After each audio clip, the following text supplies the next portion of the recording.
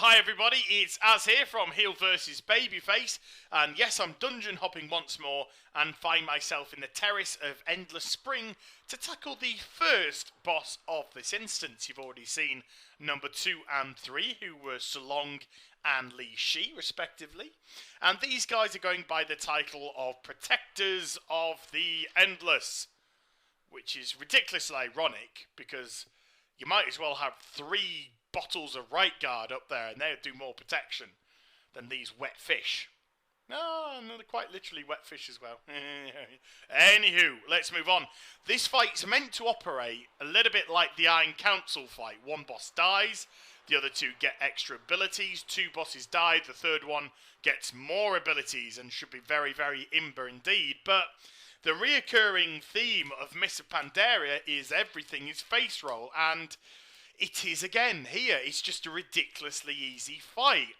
And I said in this Solong fight, in my description, I said this has got to be seriously undertuned, because it was so easy, even though mechanics were relatively interesting. And what Blizzard haven't done, which I like to call the Goldilocks effect, is they haven't given us something which is too warm, which is too hot, and they haven't given us something which is too cold, which is too easy, and then give us something just right. They just seem to give us something either ridiculously hot or ridiculously cold. And there's no middle ground. So I don't exactly know what Blizzard are trying to achieve here, and what sort of data they're getting from our raid tests. To be perfectly frank, it's kind of a bit beyond me.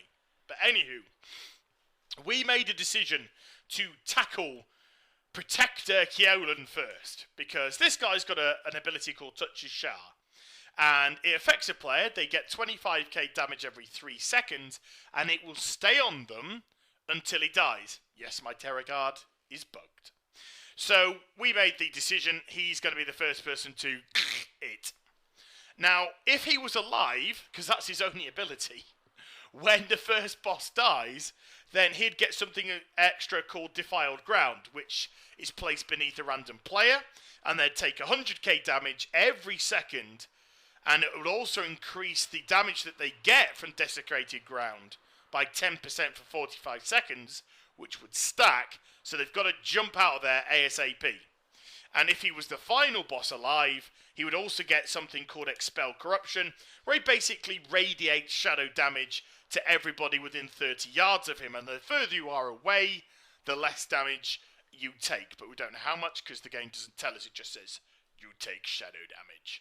But it's all irrelevant because we kill him. So screw him, let's go on to the next boss. We then tackle Elder Regale. And he's got a couple of abilities, as opposed to just one. And one is dispellable and one's interruptible. He's got a lightning bolt, which you can interrupt, which does 100k nature damage to a random player. And he's also got a lightning prison, which affects 2 players, it stuns them, and does 50k damage every second to all players within 7 yards. So get that dispelled, get them back in the fight ASAP. Now, when one boss is killed, and this guy's still alive, he gains this ability here called Lightning Storm, which does this circular, this donut, lightning damage every 20, 40, 60 and 80 yards from the boss. And anyone who's in within 10 yards of it gets 100k damage. Now, I don't know how many people are 60 and 80 yards away from a boss during a fight, but there you go, apparently people are. Irrelevant, Blizzard, irrelevant. And if he's the final boss alive, he also gets Overwhelming Corruption, where he ticks everyone, puts a dot on them, and they take 10k shadow damage every 3 seconds, which stacks. And every time it stacks, they also take 5% extra damage from the Overwhelming Corruption, but it's irrelevant because he's dead. Now we go on to the final one, which is Elder Asani. Now he's got a Water Bolt effect, which hits somebody for 75k damage. It's interruptible. And also, if anyone's within 3 yards when he does it, they will take the damage as well. So unless you're sat on that person's face, you will be fine. He also does something called Cleansing Waters, which summons a globe of water on the Protector. When it reaches the ground, it will heal all within 3 yards for 5% of their total health every second, and also adds 50% increased healing buff for 30 seconds, but it is dispellable, so get rid. He also does Corrupted Waters, which summons that large ball that you saw there, which empowers the Protector, giving them 100% extra melee and casting speed, and will stay that way until it's destroyed.